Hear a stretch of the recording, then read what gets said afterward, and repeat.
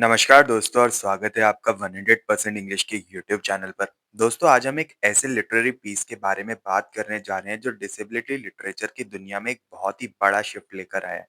हम बात कर रहे हैं हेली बार्कले की शॉर्ट स्टोरी हैप्पी बर्थडे की। अगर आप दिल्ली यूनिवर्सिटी के इंग्लिश ऑनर्स के स्टूडेंट हैं तो आपने इसे अपने सिलेबस लिटरेचर एंड डिसेबिलिटी में जरूर देखा होगा। पर इससे पहले कि हम सररियल कहानी के अंदर जाएं, इसका कंटेक्स्ट समझना बहुत जरूरी है। क्योंकि जब तक हम राइटर की लाइफ और उसके विजन को नहीं समझेंगे, तब तक हम इस स्टोरी की डेप्थ को एप्रिशिएट ही नहीं कर पाएंगे। तो चलिए शुरू करते हैं इसके बैकग्राउंड से। इस स्टोरी की राइटर है डॉक्टर हेली बार्कले। इनका जन्म 1987 में स्कॉटलैंड के वेस्ट कोस्ट पर हुआ था। हेली बार्कले को बचपन से स्पाइनल मस्कुलर एट्रोफी टाइप 2 है, जिसकी वजह से वो एक व्हीलचेयर यूजर है।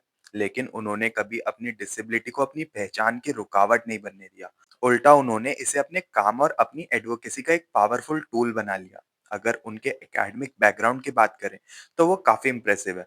उन्होंने यूनिवर्सिटी ऑफ गैसलो से डॉक्टरेट ऑफ फाइन आर्ट्स की डिग्री ली है।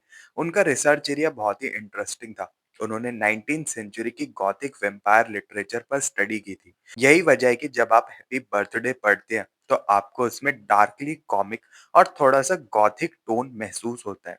बार्कले की राइटिंग में हमेशा एक एज होती है जो बोरिंग या टिपिकल नहीं लगती। बार्कले सिर्फ एक राइटर नहीं बल्कि एक बहुत बड़ी एक्टिविस्ट भी है। उन्होंने 2010 में प्लेन फेयर नाम के एक कैंपेन शुरू किया था ताकि डिसेबल्ड लोग प्लेन्स में अपनी व्हीलचेयर्स पर ट्रैवल कर सकें। वो यूके टेल ब्लेजर्स की मेंबर भी रह चुकी हैं। उनकी पूरी लाइफ का एक ही मिशन रहा है, डिसेबल्ड लोगों को सिर्फ बेचारा या पिटी की नजर से ना देखा जाए, बल्कि उन्हें एजेंसी और पावर के साथ रिप्रेजेंट किया जाए। अब आते हैं स्टोरी के पब्लिकेशन पर।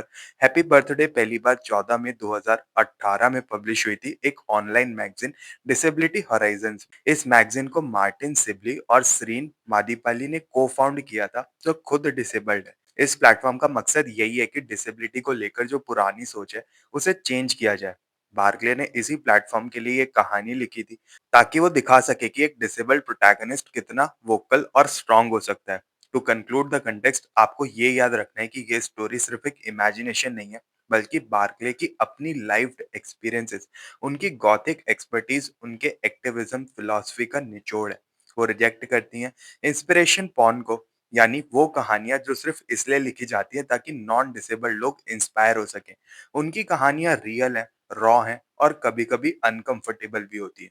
अब आते हैं कहानी की डिटेल्ड समरी पर। ये कहानी एग्जाम्स के लिए बहुत इंपॉर्टेंट है क्योंकि इसका हर एक एलिमेंट, चाहे वो रूम का कलर हो या कोई छोटी सी चीज, एक बड़ा सिंबॉलिक मतलब रखता है। तो जब मैं कलर्स डिस्क्राइब करूंगा तो आप नोट्स लेते चलिएगा कि मैं कौन सी चीज का कौन सा कलर बता रहा हूँ। ये काफी ज्यादा सिंबॉलिक है। कहानी शुरू होती है एक बहुत ही अजीब से बोरिंग वेटिंग रूम में। वहां की दीवारें बोरिंग बीज कलर की हैं, सर पर नियॉन लाइट्स फ्लिकर कर रही हैं और नीचे एक एस्टेक रग बिछा हुआ है। वहां 5 बड़े पिंक आर्म चेयर्स हैं, जिनमें से एक पर हमारी प्रोटैगनिस्ट बैठी हुई है। माहौल बहुत ही टेंशन भरा है। वहां एक आदमी घबराहट में टहल रहा है। एक औरत अपने घुटनों पर उंगलियां चला रही है, लेकिन कोई किसी से बात नहीं कर रहा। हमारी प्रोटैगनिस्ट वहां एक पोस्टर देखती है जिसपे व्हाइट फ्लावर बना हुआ है और बड़े शाइनी गोल्ड लेटर्स में लिखा हुआ है REIN रेन। उसे ये पोस्टर बहुत अगली और स्टूपिड लगता है। उसे पता है कि वो कहाँ है। ये रिइंकार्नेशन डिपार्टमेंट है जहाँ सोल्स अपनी अगली लाइफ के लिए वेट करती हैं। तभी एक यंग मैन आता है जो सबको फॉलो करने को कहता है, लेकिन वो हमारी प्रोटैगनिस्ट को रोककर एक पर्पल डोर की तरफ इशारा करता है। जैसे ही वो उस डोर को खोलती है, एक ब्लू लाइट उसे घेर लेती है और वो एक ब्लैक एबिस यानी एक गहरी खाई में गिरने लगती है। वो बिल्कुल वैसे ही नीचे गिरती है जैसे किसी स्लाइड से गिर रही हो और सीधा एक येलो आर्म चेयर पर आकर गिर जाती है। वहां उसकी मुलाकात होती है डॉक्टर लुलू से। डॉक्टर लुलू के बाल ब्राइट रेड हैं और उन्होंने एक पिन स्ट्रिप सूट पहना हुआ है। वो प्रोटैगनिस्ट का वेलकम करती है उसके प्री बर्थ कंसल्टेशन में, जहां हमें पता चलता है कि ये प्रोटैगनिस्ट अपनी 5वीं रिकर्नेशन में है। हर बार उसकी मेमोरी वाइप कर दी जाती है। डॉक्टर लुलू अपना क्लिपबोर्ड चेक करती हैं और बड़ी खुशी के साथ बताती हैं कि उसका लाइफ प्लान रेडी है। उसके पेरेंट्स कौन होंगे, उसका जेंडर क्या होगा, यहाँ तक कि उसकी डेथ कब होगी। लेकिन सबसे बड़ा ट्विस्ट तब आता है जब डॉक्टर लुलू कहती है कि उसे इस बार एक वेरी स्पेसिफिक मिशन दिया गया है। उसे एक डिसेबल्ड इंसान के रूप में पैदा होना होगा। ये सुनते ही प्रोटैगनिस्ट डर जाती है और गुस्से में चिल्लाती है, व्हाई मी। उसे लगता है कि डिसेबिलिटी एक पनिशमेंट है जो शायद उसके पिछले जन्म के पाप के लिए उसे मिल रही है। डॉक्टर लुलू उसे समझाने के लिए एक पैम्फलेट का जिक्र करती है जिसका नाम है द सूप कैन कल्चर। वो समझाती है कि इंसानों को आदत है लोगों पर लेबल्स लगाने की, जैसे सूप के कैंस पर लगे होते हैं। ये डिसेबल्ड है, ये बंदा लेस्बियन है, इसके बाल ग्रीन है। वो कहती है डिसेबिलिटी सिर्फ एक लेबल है, और कुछ लोग ऐसे भी होंगे जो इस लेबल के परे उसके रियल सेल्फ को देखेंगे। लेकिन पूरे कंसल्टेशन में इंस्टीट्यूशनल डिफरेंस साफ दिखता है। जब प्रोटैगनिस्ट रोती है तो डॉक्टर लुलू उसे टिश्यू की जगह एक छोटा सा स्टिकी नोट देती है नाक साफ करने के लिए, जो कि एक मजाक जैसा लगता है। डॉक्टर लुलू फोन पर किसी से बात करते हुए प्रोटैगनिस्ट को नॉट वेरी ब्राइट भी कहती है। एंड में जब प्रोटैगनिस्ट सवाल पूछना चाहती है कि उसकी लाइफ कैसी होगी, तो डॉक्टर लुलू उसे एब्रप्टली रोक देती है। वो कहती है, you had your chance to ask, और गुस्से में चिल्लाती है, डील विद इट। और फिर एक आखिरी हैप्पी बर्थडे बोलकर उसे दरवाजे से बाहर धक्का दे देती है, उसकी नई लाइफ की तरफ। ये समरी दिखाती है कि कैसे एक सोल को बिना उसकी मर्जी के एक सिस्टम में फिट किया जा रहा है, जो एग्जाम्स के पॉइंट ऑफ व्यू से एजेंसी और इंस्टीट्यूशनल कंट्रोल को समझने के लिए बहुत ज्यादा जरूरी होता है।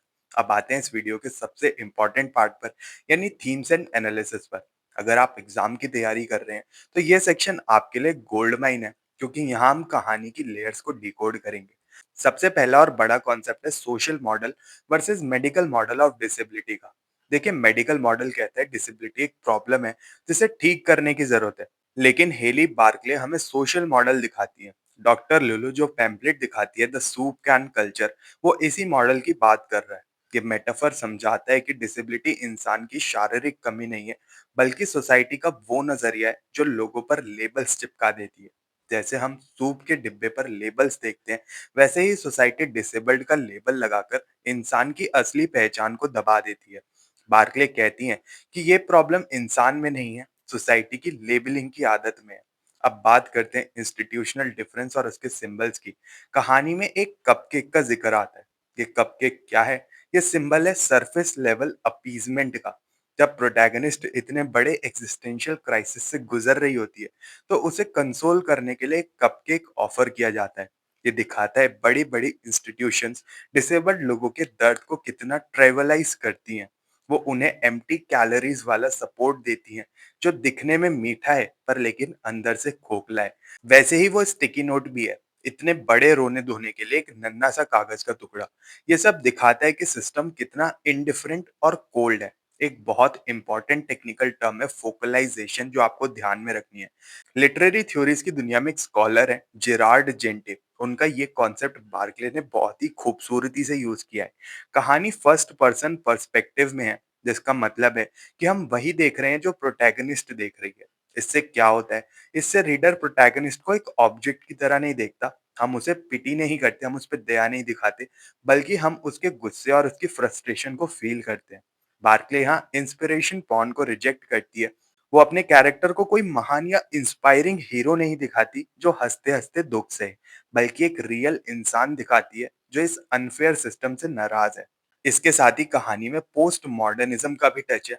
जब प्रोटैगनिस्ट क्लियोपैट्रा का जिक्र करती है, तो वो दिखाती है कि उसकी आइडेंटिटी लेयर्ड है। वो सिर्फ एक केस नंबर नहीं है, बल्कि उसके पास कल्चरल नॉलेज और एक हिस्ट्री है। एंड में सबसे बड़ा थीम है एजेंसी का। भले ही रिकार्नेशन डिपार्टमेंट ने प्रोटैगनिस्ट को कोई चॉइस नहीं दी और उसे डिसेबल्ड बॉडी में भेज दिया, लेकिन बार्कले का पॉइंट ये है कि उस लाइफ प्लान के अंदर भी इंसान के पास अपनी वॉइस और अपनी एजेंसी होती है। डॉक्टर लुलू का आखिरी डायलॉग डील विद इट काफी ज्यादा हार्श है, पर ये रियलिटी चेक भी है कि एबलिस्ट दुनिया में डिसेबल्ड लोगों को अपनी जगह खुद बनानी पड़ती है। तो दोस्तों, हैप्पी बर्थडे सिर्फ एक जन्म की कहानी नहीं है, बल्कि एक रिबेलियन है उस सिस्टम के खिलाफ जो डिसेबिलिटी को एक ट्रेजेडी समझता है। तो दोस्तों, ये था पूरा डीप डाइव बार्कले की हैप्पी बर्थडे में। उम्मीद है आपको ये टेक्स्ट, ये शॉर्ट स्टोरी अब अच्छे से क्लियर हो गई होगी। अगर आपके कोई भी डाउट्स हैं तो आप अभी भी कमेंट सेक्शन में जरूर पूछ सकते हैं। अगर आपको ये वीडियो पसंद आई हो तो इसको लाइक और शेयर जरूर करें, और 100% इंग्लिश चैनल को सब्सक्राइब कर लें और ऐसे इंसाइटफुल वीडियोस के लिए। मिलते हैं फिर अपने नेक्स्ट वीडियो में, तब तक के लिए happy studying and best of luck for your upcoming examinations.